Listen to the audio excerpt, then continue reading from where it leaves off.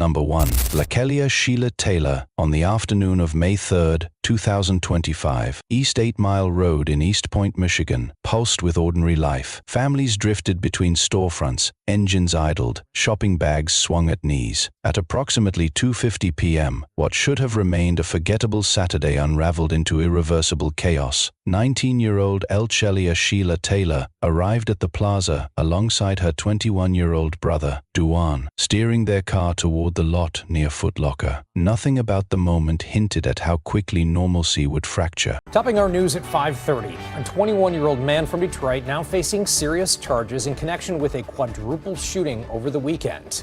The alleged shooter, his 19-year-old sister, turned herself in yesterday and is due in court tomorrow. Parked not far away sat a Jeep occupied by 3 men, Tajontai Morris Turner, Stephen Garden Jr., and Juvon Newman. History weighed heavily between these men and the Taylor family. Old resentment lingered, reportedly tied to the death of one of Duan's brothers. This was not a chance meeting of strangers. It was a collision of unresolved grief, simmering hostility, and unfinished business. By the time both vehicles shared the same stretch of asphalt, tempers were already primed like dry tinder. The first sparks were verbal, shouts cracked the air. Insults were flung with practiced venom. Witnesses later recalled the tension as suffocating, the kind that presses on your chest before violence announces itself. Disputes rooted in old wounds rarely stay contained, and this one did not. The argument tipped forward, losing balance, and then it became physical. Investigators say the men exited the Jeep and the situation imploded within moments. Duan was knocked off his feet. His body hit the ground hard. Blows rained down fast, relentless. He was restrained, overwhelmed, unable to shield himself. Several onlookers later admitted they feared they were watching a man being beaten to death in broad daylight. Only steps away, Lakylia witnessed her brother pinned beneath multiple attackers. Panic, according to prosecutors, seized her in that instant. Fear drowned out restraint. She sprinted back to her car, wrenched the door open, and retrieved a concealed handgun hidden inside. Weapon in hand, she ran back toward the chaos. From that point forward, events accelerated beyond recovery. Gunfire erupted. Shots tore through the parking lot like shattering glass. Juvon Newman was struck and later pronounced dead at the hospital. Stephen Garden Jr. was also hit. His injuries proved fatal. Tajon Morris Turner was wounded, but survived. In the confusion and ricochet of bodies, even Duan, her own brother, was shot. The entire sequence unfolded in under half a minute. 30 seconds rewrote multiple lives. Surveillance cameras mounted around the plaza captured everything. That footage became the spine of the case. Prosecutors argue the video shows Lakylia firing at point-blank range, including toward at least one individual who appeared to be down or retreating. They maintain that the footage demonstrates continued gunfire even after the immediate threat to Duan had shifted. Legally, that distinction matters. It is the razor's edge separating lawful defense from criminal excess. The state contends this crossed into retaliation street justice masquerading as protection. When the shooting stopped, Lakylia and Duan fled the scene. Authorities allege that Duan gathered the firearm and remaining magazines from the ground before returning to the car, an apparent attempt to erase evidence before police arrived. 2 days later, on May 5th, Lakylia surrendered herself at a police station. Officers described her demeanor as composed and compliant. She did not run. She did not resist. Charges followed swiftly. Second-degree murder, assault with intent to murder, 2 felony firearm counts, tampering with evidence, and carrying a concealed weapon. Duan faced charges connected to evidence handling as well. The case detonated across the nation for 2 reasons. First, the entire incident was recorded. Second, that recording spread like wildfire. Millions watched the footage online. Public opinion split cleanly down the middle. Some viewers saw a terrified sister reacting on instinct, acting to save her brother from what looked like a fatal beating. Others saw an escalation deadly force unleashed after the fight had already lost its lethal momentum. Hashtags multiplied. Arguments raged. But hashtags do not render verdicts. Courts do. At her initial court appearance, the judge set bond at a staggering $2.5 million, accompanied by strict release conditions. After subsequent hearings, the bond was reduced to $250,000, still requiring house arrest and GPS monitoring. Prosecutors objected fiercely, insisting she posed a danger to the community, given the number of deaths. The defense countered that she was not a flight risk, had surrendered voluntarily, and acted under extreme emotional duress. For the families of the men who died, the loss is absolute. 2 young lives ended on sunlit pavement. Their relatives have spoken publicly of grief, of rage, of a demand for accountability. For Celia's family, the narrative is one of terror and impulse. They describe a young woman who never set out to kill, but who reacted emotionally when confronted with the sight of her brother being brutalized. Regardless of perspective, the damage is universal. 2 families mourn sons who will never come home. Another family faces the possibility of losing a daughter to decades behind bars. A brother survived a beating, but must now live with the aftermath of what followed. A teenager made a decision in seconds, and that decision detonated her future. The law is unforgiving when it comes to lethal force. Even when acting to defend someone you love, the moment the threat dissolves, restraint must follow. Continuing to fire once danger subsides can, in the eyes of the law, transform defense into murder. As of this writing, Lakylia Taylor has not been convicted. She remains legally innocent until proven guilty. Her fate rests on video, testimony, and how a jury interprets fear, intent, and consequence. Above all, this case stands as a grim reminder. Violence metastasizes quickly, and firearms ensure that no fight stays small. One surge of panic can echo for a lifetime. Number 2. Christie Parisien. On October 17, 2021, an ordinary Florida evening quietly set the stage for an unthinkable crime. Dwight D.J. Grant, just 18 years old and weeks away from graduating from Miramar High School, stepped out of his apartment believing he was responding to a harmless request. The message came from someone familiar, someone he trusted. 17-year-old Christie Parisien, a girl he knew from school. She asked him to meet her in the stairwell near his building. DJ had no reason to doubt her. What he didn't know was that the meeting had already been scripted. 3 Broward teens accused of brutally murdering a classmate back in court today.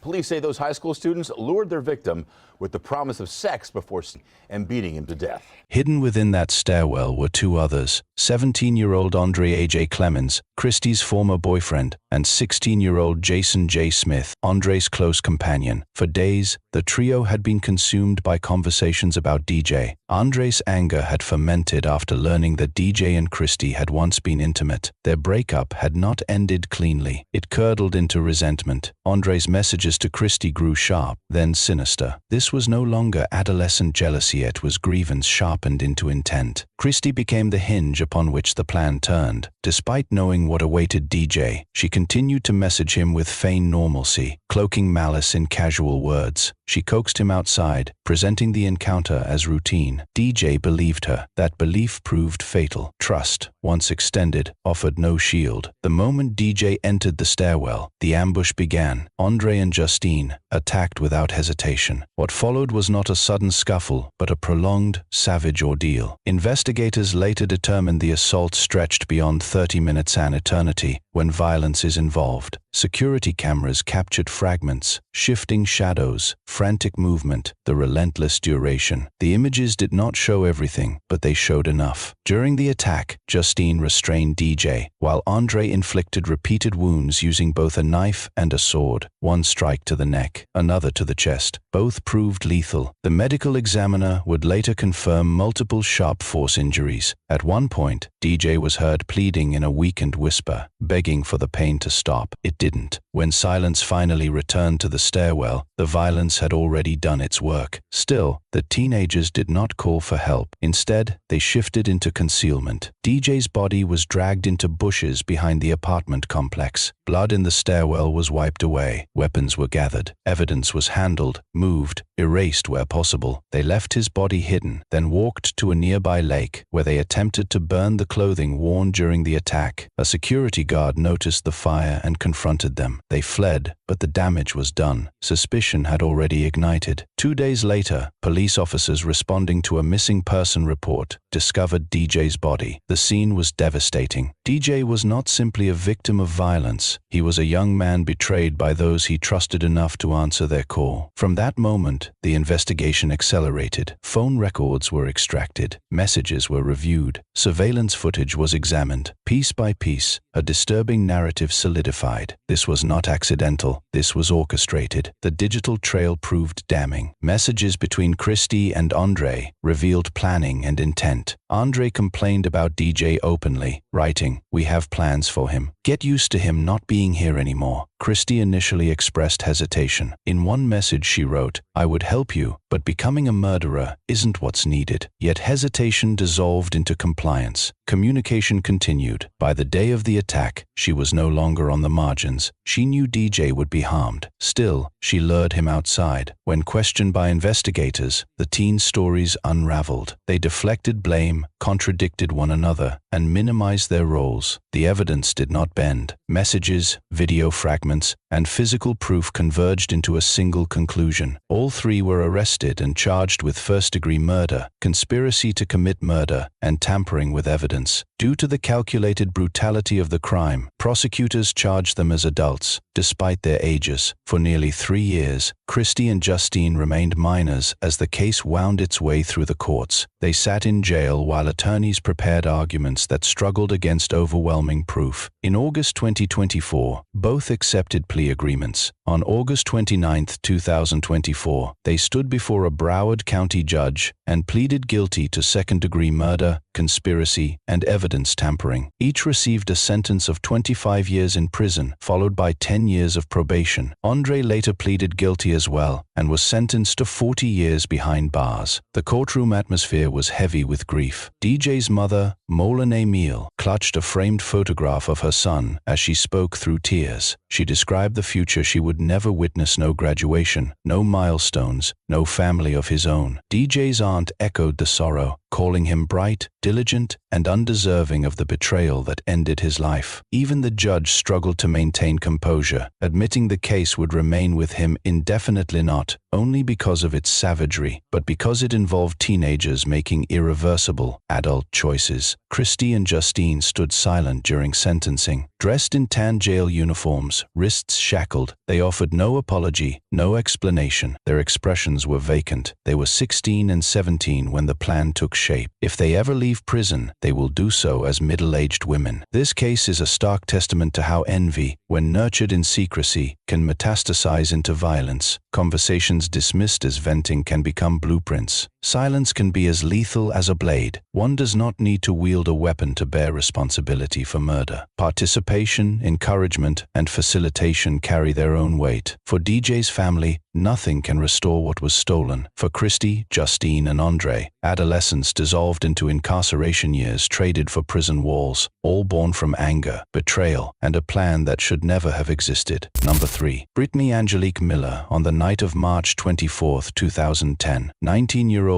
Audriana Zimmerman stepped into what she believed was a moment of reconciliation. She thought she was answering an olive branch extended by an old acquaintance. What she could not see was the snare already tightening around her. At the center of it stood 16-year-old Britnee Angelique Miller, someone Audriana once lived near, laughed with, and trusted without hesitation. Both girls grew up in the same mobile home community in Escambia County, Florida. Their friendship, once familiar and close, had eroded over time. According to those who knew them, jealousy gnawed at the bond, particularly over a boy who had crossed both their paths. What began as ordinary teenage rivalry slowly curdled into resentment. By early 2010, that bitterness had hardened into something malignant. That evening, Audriana believed the tension had finally reached its end. Britnee invited her to a trailer, suggesting they talk things through and bury the past. It sounded harmless. It sounded sincere, but the invitation concealed a calculated design. Inside the trailer were two adults already waiting: Tina Brown, Britnee's mother, and Heather Lee, a nearby neighbor. This was no spontaneous eruption of violence. It was coordinated. The moment Audriana crossed the threshold, the ambush unfolded. Investigators later revealed that Tina Brown struck first, discharging a stun gun that sent electricity through Audriana's body and dropped her to the floor. Her screams filled the trailer. Britnee followed, hitting her in the face. Heather forced a sock into Audriana's mouth, silencing her cries. Together, they restrained her and dragged her, terrified and disoriented, into the bathroom. Audriana was overwhelmed. outnumbered and desperate. She pleaded for help, but the gag swallowed her voice. There was no escape. From there, the assault escalated. The three women forced her into the trunk of a car and slammed it shut. The vehicle pulled away from the neighborhood, carrying Audriana injured but alive, trapped in darkness, unaware of where she was being taken or whether she would survive the night. They drove to a remote wooded area off a dirt road, isolated and swallowed by silence. When the trunk opened, Audriana ran. Even broken and bleeding, she fought with everything she had. She did not make it far. They caught her, dragged her back, and resumed the attack. Britnee beat her with a metal crowbar. Teah shocked her again with the stun gun. Her body was already failing, but the cruelty was not finished. Court records later detailed the act that sealed Audriana's fate. Teah Brown poured gasoline over her while she was still alive. Then they ignited it. Fire consumed her body. It remains one of the most horrifying crimes involving a teenager in Florida's history. Still, Audriana refused to surrender. Burning, broken, and barely conscious, she escaped the flames and staggered through the woods. Her injuries were catastrophic. Burns covered nearly her entire body. Bones were fractured. Her jaw was shattered. Speech was agony. Yet she accomplished something extraordinary. She reached a nearby home and begged for help. The homeowner immediately called 911.